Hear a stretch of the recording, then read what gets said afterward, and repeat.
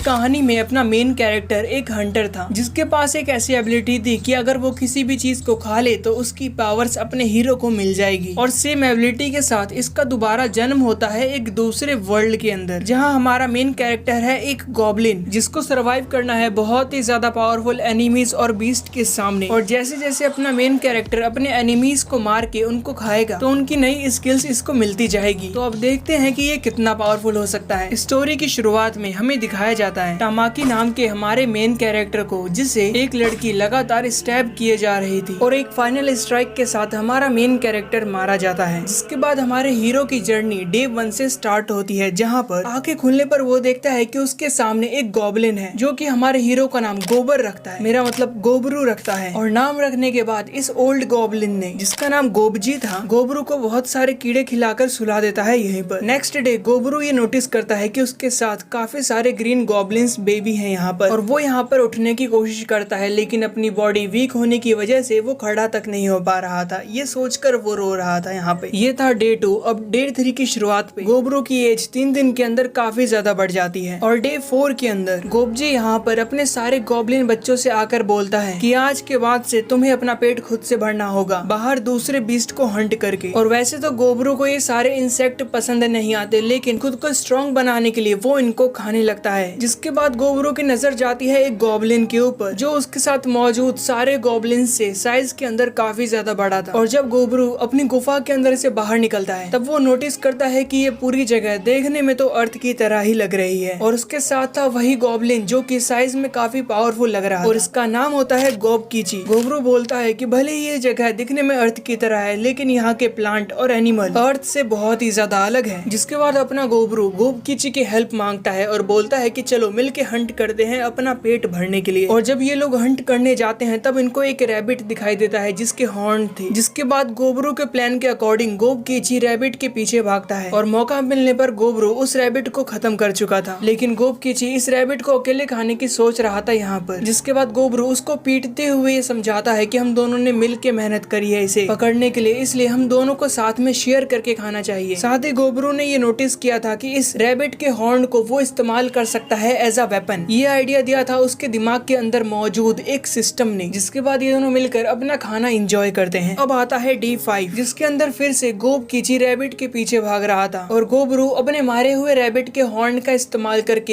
एक और रैबिट का हंट कर लेता है। जिसके बाद उसे सिस्टम की आवाज फिर से आती है जो बोल रहा था कि आपके पास एक और हॉर्न आ गया है। वेल इस बार जब ये दोनों अपना खाना एंजॉय कर रहे थे तब गोबरू के पास सिस्टम की आवाज आती है जो कि उससे बोल रहा था कि गोबरू ने एक नई एबिलिटी को सीख लिया है जिसका नाम है एस्केप। जिसके बाद गोबरू को रियलाइज होता है कि उसके पास वही सेम पावर है जिसका इस्तेमाल करके वो अपनी प्रीवियस लाइफ के अंदर नंबर 1 का हंटर बन गया था। और इस पावर के अकॉर्डिंग वो किसी को भी खाकर उसकी स्किल्स और उसकी पावर को अपना बना सकता है। और उस दिन ये लोग ऐसे ही एक और हंट करते हैं और गोबरू ये सोच रहा था कि इस जंगल में और भी बहुत सारे बीस्ट और मॉन्स्टर होंगे तो मुझे उनकी पावर्स को भी अपना बनाना होगा। और बाकी गॉब्लिन्स बहुत ही भूखे थे क्योंकि उनको हंट करना नहीं आता था। और तभी यहाँ पर एक नई गॉब्लिन आती है जिसका नाम था गॉबमी, और वो यहाँ पर इन दोनों से रिक्वेस्ट कर रही थी कि अगली बार तुम दोनों जब हंट पे जाओगे तो मुझे भी जरूर लेके जाना। और डे 7 के अंदर बारिश हो रही थी, इसलिए गोबरू ये डिसाइड करता है कि आज वो हंटिंग नहीं करेगा। और अपनी गुफा के अंदर मौजूद जब वो एक सीक्रेट रूम के अंदर जाता है तो वहाँ के नजारे देखकर उसके होश उड़ गए थे। उसने देखा कि उस गुफा के अंदर बहुत सारी औरतें हैं जिनको प्रेग्नेंट किया था गोबजी ने। और गोबरू ये रियलाइज करता है कि इन्हीं सारी औरतों में से कोई एक औरत उसकी मदर भी हो सकती है। वेल उसको इन सारी औरतों के लिए बुरा लग रहा था यहाँ पर, क्योंकि इन लोगों को यहाँ पर गोबजी ने अपने फन के लिए कैद कर रखा था। अब यहाँ पर गोबजी आता है गोबरू के पास में और पूछता है कि आखिर तुम्हारा लेवल क्या है। वेल गोबरू को समझ नहीं आता कि गोबजी क्या बोल रहा है, तो गोबजी बोलता है कि अपने सर पे दबाओ और तुम्हें अपना लेवल पता चल जाएगा। जैसे गोबजी का लेवल था 86 और उसकी एज थी सिर्फ 20 साल। वेल यहाँ से गोबरू को यह बात क्लियर हो जाती है कि जो गोबलिन होते हैं उनकी जिंदगी बहुत ज्यादा छोटी होती है। और गोबजी एक इविल स्माइल देते हुए उन सारी औरतों के पास में जा रहा था कुछ स्पेशल फन करने के लिए। और डे 8 के अंदर ये तीनों मिलकर काफी सारे एनिमल्स को हंट करते हैं, जिसकी वजह से गोबरू को अलग अलग एबिलिटीज मिल जाती है जैसे कि वेनम रेस्ट्रिक्शन और इविल आई। और एनिमल्स के बचे हुए बॉडी पार्ट का इस्तेमाल करके ये लोग डे 11 के अंदर ये लोग गुफा के अंदर जाकर काफी सारे बैट का शिकार करते हैं, जिसकी वजह से गोबरू को सर्च की एबिलिटी मिल जाती है। और इन बैट्स को मारने के लिए गोबरू ने इस्तेमाल किया था अपनी इविल आइज एबिलिटी का। इनको खाता हुआ कुछ गॉब्लिन्स भी देख रहे थे जिनको भूख लगी थी, इसलिए ये सब गॉब्लिन रात को गोबरू को मार के ही खाने का डिसाइड करते हैं। लेकिन गोबरू की सर्च एबिलिटी की वजह से उसकी आँख खुल जाती है और वो सारे गॉब्लिन्स को पीटने लगता है, जिसके बाद वो डिसाइड करता है कि वो गुफा के अंदर मौजूद सारे गॉब्लिन्स के लिए खाना लेकर आएगा बाहर से। ऐसे ही डे 13 आ जाता है, जिसके अंदर ये लोग अपने बनाए हुए वेपन्स का इस्तेमाल करके एक ऑर्क का सामना करते हैं और इस ऑर्क को मारने की वजह से गोबरू को सर्च और एनालाइज की एबिलिटी मिलती है। साथ ही वो काफी सारे एनिमल्स को हंट करके अपने साथियों के लिए लेकर आ गया था और ये सारे गॉब्लिन्स इतने सारे जानवरों को खाने के बाद गोबरू को अपना किंग मान लेते हैं। ऐसे ही गोबरू जब रात में सो रहा था तब उसका सिस्टम उससे बोलता है कि गोबरू ने सारे लेवल्स क्लियर कर लिए हैं, जिसकी वजह से उसका एवोल्यूशन होगा। और डे 14 के अंदर जब गोबरू की आँख खुलती है तब वो इवॉल्व हो चुका था। साथ ही उसकी बॉडी पहले से ज्यादा स्ट्रॉन्ग और उसके प्रीवियस लाइफ जैसी थी। साथ ही गोबकीची भी एवोल्यूशन के स्टेज को पार कर चुका था और गोबमी इन दोनों को देखकर तुरंत पहचान जाती है। जिसके बाद ये दोनों अपनी पावर्स को टेस्ट करने के लिए एक दूसरे से फाइट करना शुरू करते हैं, जिसमें गोबकीची की पावर्स काफी ज्यादा थी, लेकिन गोबरू के पास रो पावर कम होने के बावजूद स्पीड और पावर का काफी अच्छा बैलेंस था, जिसकी वजह से वो गोबकीची को हरा पाता है। साथ ही उसने ये भी एडमिट किया था कि रॉ पावर के मामले में गोबकीची ज्यादा पावरफुल है। और हम ये देख पाते हैं कि इनके जंगल के अंदर कुछ स्पिरिट वुल्फ्स आ गए थे और ये लोग मिलकर ऑर्क के ऊपर अटैक करते हैं। और ये सब होता हुआ देख रहे थे गोबरू और गोबकीची। गोबरू के इशारे पर गोबमी एक वुल्फ के ऊपर अटैक कर देती है और ये दोनों अपनी एवोल्यूशन वाली पावर्स का इस्तेमाल करके इन सारे वुल्फ्स को एक साथ हरा देते हैं। और वुल्फ के लीडर को खाने के बाद गोबरू को एबिलिटीज मिलती हैं, जो थी आर्मर हाइड करने की और लीडरशिप की एबिलिटीज। और इन सारे हंट किए गए वुल्फ्स को वो अपने साथियों के लिए लेकर आ गया था और वो लोग अपने किंग के सामने झुककर अपने खाने को एंजॉय करते हैं। और फिर डे 17 के अंदर गोबरू ने सारे गॉब्लिन्स की ट्रेनिंग को शुरू कर दिया था ताकि वो लोग भी स्ट्रॉन्ग बन सकें। और गोबरू ये नोटिस करता है कि गोबमी भी इवॉल्व हो गई है। और नेक्स्ट डे उन सारे वुमेन्स की डेथ हो जाती है जो कि गोबरू की मदर्स थी और गोबरू उनको रिस्पेक्ट से आखिरी गुड बाय बोलता है। लेकिन उसी समय एक गॉब्लिन यहाँ पर गोबरू को आके बताती है कि कुछ मर्सनरी का ग्रुप यहाँ पे आ रहा है और उनके पास वेपन्स भी हैं। ये सुनकर गोबरू अपने विलेज को बचाने के लिए फाइट के लिए रेडी था, लेकिन गोबजी गोबरू को रोक देता है और उससे बोलता है कि ये सारे गॉब्लिन्स तुम्हारे बड़े भाई हैं और इन पहले की जनरेशन वाले गॉब्लिन्स ने काफी सारा खाना साथ ही कुछ ह्यूमंस को भी लेकर आए थे, जिनके ऊपर बुरी नजर थी काफी सारे गॉब्लिन्स की। ये देखकर गोबरू फर्स्ट जनरेशन गॉब्लिन्स के लीडर से बोलता है कि इन सारी लेडीज के साथ में कुछ भी गलत नहीं होना चाहिए, लेकिन वो लीडर इस बात के लिए रेडी नहीं था और उल्टा गोबरू के ऊपर गुस्सा दिखाने लगता है। ये देखकर गोबरू के सारे साथी गोबरू की तरफ से फाइट के लिए रेडी हो जाते हैं, लेकिन फर्स्ट जनरेशन में मौजूद दो गॉब्लिन्स जिनका नाम हब्साडो और होप्से था, वो बोलती हैं कि दोनों ग्रुप के सारे लोग एक साथ फाइट करें, इससे अच्छा दोनों जनरेशन के लीडर एक साथ फाइट करें तो ज्यादा ठीक रहेगा। जिसके बाद ये डिसाइड हो जाता है कि गोबरू और फर्स्ट जनरेशन गॉब्लिन के बीच में फाइट होगी और जो जीतेगा वो डिसाइड करेगा कि इन लेडीज का क्या करना है। और गोबरू ने अपनी स्पाइडर से मिली एबिलिटी का इस्तेमाल करके फर्स्ट जनरेशन लीडर को आसानी से हरा दिया था यहाँ पे। और इसी के साथ गोबरू फर्स्ट जनरेशन के गॉब्लिन्स और साथ ही खुद की जनरेशन के गॉब्लिन्स का लीडर बन जाता है और उसने ये भी बोल दिया था कि कोई भी गॉब्लिन ह्यूमन लेडीज की तरफ बिल्कुल नहीं जाएगा वरना उसको डेथ पनिशमेंट मिलेगी। और रात के टाइम में वो खुद उन सारी लेडीज से बोल देता है कि तुम्हें किसी भी चीज की जरूरत हो तो तुम मेरे से बोल सकती हो और तुम्हें कोई भी परेशान करने वाला नहीं है यहाँ पर। लेकिन इसके बदले गोबरू को ह्यूमन नॉलेज चाहिए क्योंकि गोबरू को इस दुनिया की ह्यूमंस के बारे में कुछ भी नहीं पता था और ये लेडीज एक ग्रुप का पार्ट थी जिसके अंदर सारे मेल मेंबर्स को गोब्लिन ने मार दिया था और बचे हुए थे तो बस ये लोग। और डे 28 के अंदर गोबरू अपनी पिछली जिंदगी की नॉलेज का इस्तेमाल करके खाना बनाकर लेकर आया था इन सारे लोगों के लिए। और इस ग्रुप के अंदर थी एक लेडी जो कि वेपन्स बनाती है और दो लड़कियां खाना बनाने में एक्सपर्ट थी। एक लड़की को एल्केमी आती है और लास्ट वाली लड़की नूब वॉरियर थी और इनकी हेल्प से गोबरू ह्यूमन नॉलेज सीख जाता है। और अगर अभी तक आपने वीडियो पर लाइक और कमेंट नहीं किया है देन चैनल को सपोर्ट करने के लिए और मेरी मेहनत को अप्रिशिएट करने के लिए जरूर करना। जिसके बाद गोबरू इस विलेज के अंदर मौजूद सारे गॉब्लिन्स की ट्रेनिंग शुरू कर देता है जिसमें फर्स्ट जनरेशन के गॉब्लिन्स कीप अप नहीं कर पा रहे थे। अब डे 31 की नाइट के अंदर गोबरू को कुछ सेंस होता है। एक्चुअली जो एक्स लीडर था गॉब्लिन्स का वो अपनी साथियों के साथ आ गया था ह्यूमन लेडीज के पास में और उससे पहले कि वो कुछ गलत करता यहाँ पर गोबरू ने आकर यहाँ पे एक ही स्लाइस में इन लोगों को खत्म कर दिया था। जिसके बाद रूल तोड़ने के लिए इन सारे गॉब्लिन्स को सजा दी जाती है जिसके रिजल्ट में ये लोग नेक्स्ट डे मारे गए थे। अब डे 32 के अंदर गोबकीची और गोबरू मिलकर एक हॉर्न वाले घोड़े का शिकार करते हैं जिसकी स्किन बहुत ही ज्यादा ड्यूरेबल थी और इस घोड़े यानी हॉर्स को खाने के बाद गोबरू को एक ही बार में 3 अटैक करने की एबिलिटी मिल जाती है। और उसके बाद सुबह उठते टाइम गोबरू ये नोटिस करता है कि उसके पास में गोबमी और नूब वॉरियर सोए हुए हैं। और नेक्स्ट डे वो गोबलिन जिसने गोबरू को पहले आकर वार्निंग दी थी फर्स्ट जनरेशन गोबलिन्स के बारे में, वो अब इवॉल्व हो गई थी। और गोबरू बताता है कि अलग अलग इवॉल्व गोबलिन खुद का गोबलिन ग्रुप बनाकर अपने तरीके से उनको ट्रेन कर रहे हैं। यहाँ पर चीजें इतनी रिलैक्स चल रही थी कि गोबरू अब जंगल के अंदर हंट के लिए निकल जाता है ताकि अपनी पावर्स को वो बूस्ट कर सके। और वो अब अपने एक ही अटैक से यूनिकॉर्न वाले हॉर्स को खत्म कर सकता था। और ऐसे ही जंगल में आगे बढ़ते टाइम वो नॉर्थ फॉरेस्ट के अंदर चला जाता है। और यहाँ जाने पर उसे याद आ रहा था कि गोबजी ने सारे गोबलिन्स को नॉर्थ फॉरेस्ट के अंदर जाने से मना किया हुआ था क्योंकि इस जंगल के अंदर मौजूद था रेड जायंट बियर जो कि काफी स्ट्रॉन्ग होता है। वेल गोबरू को ऐसे ही स्ट्रॉन्ग एनिमी से फाइट करनी थी और वो जायंट बियर खुद गोबरू के सामने आ गया था जिसका साइज गोबरू से काफी ज्यादा बड़ा होता है। और गोबरू ये सोचता है कि अगर कोई नॉर्मल इंसान होता तो वो इस जायंट बियर को देखकर तुरंत यहाँ से भागने की कोशिश करता, लेकिन मैं यहाँ से भागने नहीं वाला, मुझे अपनी पावर्स को टेस्ट करना है और इस बियर को टेस्ट करना है। और ओवर कॉन्फिडेंस के अंदर आकर वो यूनिकॉर्न की एबिलिटीज का इस्तेमाल करके इस बियर के ऊपर अटैक करने के लिए जा रहा था। और दूसरी तरफ विलेज के अंदर गोबमी उसका इंतजार कर रही थी और सब लोग ये सोच रहे थे कि गोबरू ठीक ही होगा,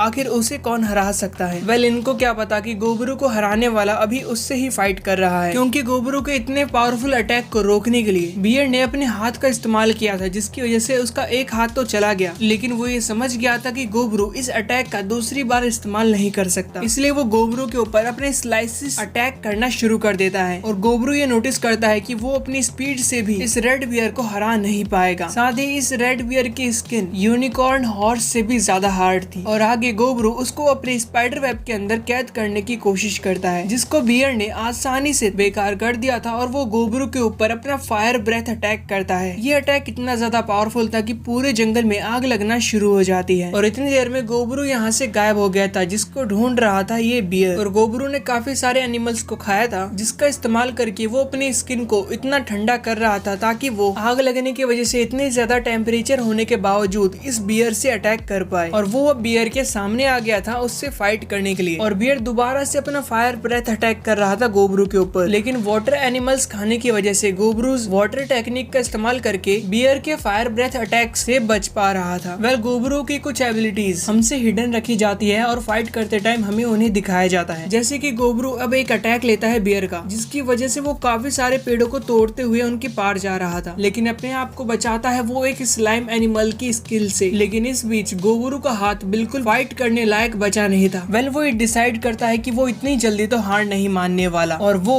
बियर के ब्लैंक स्पॉट से उसके ऊपर पीछे से अटैक करता है। और उसने बियर के मुंह के अंदर अपना चाकू घुसा दिया था जिसकी वजह से वो बियर अपना फायर ब्रेथ अटैक नहीं कर सकता था। और मौका मिलते ही गोबरू और ये बियर अपना अपना फाइनल अटैक करने के लिए एक दूसरे की तरफ बढ़ रहे थे, जिसके अंदर हम ये देख पाते हैं कि गोबरू का एक हाथ कट के हवा के अंदर उड़ रहा है। और अब हमें नेक्स्ट डे 34 का सीन दिखाया जाता है जिसमें जंगल के अंदर की आग बुझ चुकी थी और गोबरू अधमरी हालत में एक पेड़ के पास बैठा हुआ था जिसके बॉडी के अंदर बियर के हाथ घुसे हुए थे। लेकिन गोबरू उसके हाथ को अब खाना शुरू कर देता है जिससे ये तो क्लियर हो गया था कि गोबरू ने अपनी जान पर खेलकर फाइनली इस रेड जायंट बियर को हरा दिया था। और जब वो इस बियर को खाना शुरू करता है तब उसको हैवी डैमेज और ओवर पावर स्ट्रेंथ की एबिलिटीज मिल जाती है जिसके बाद वो तुरंत बेहोश हो गया था। बट उसका सिस्टम उसे बताता है कि उसने दोबारा से एवोल्यूशन वाली सारी स्टेज को क्लियर कर लिया है और वो अब रेयर ओगर स्पीसीज के अंदर कन्वर्ट हो सकता है। और नेक्स्ट डे गोबमी के सामने एक अलग सा क्रिएचर खड़ा था और कोई उसे पहचान नहीं पाता कि आखिर ये कौन है, लेकिन गोबमी ने इसे पहचान लिया था और ये था गोबरू जो कि ओगर बनने के बाद में कुछ इस तरीके का दिखाई दे रहा था। वेल इसी के साथ ये पार्ट यही खत्म होता है और आगे के पार्ट में गोबरू की फाइट काफी ज्यादा पावरफुल ह्यूमंस और बीस्ट से होने वाली है। तो आपको क्या लगता है कि मुझे उन पार्ट को कवर करना चाहिए या फिर नहीं? वेल उसके अंदर गोबरू काफी ज्यादा इवॉल्व करेगा, तो अगर आपके अकॉर्डिंग मुझे उन पार्ट को एक्सप्लेन करना चाहिए तो आप लोग मुझे कमेंट सेक्शन में बता सकते हो और वीडियो पर 100 लाइक्स करके भी। अगर वीडियो के ऊपर 100 लाइक होते हैं तो मैं समझ जाऊंगा कि आपको नेक्स्ट पार्ट चाहिए। मिलते हैं अगली वीडियो में। Thanks for the watching.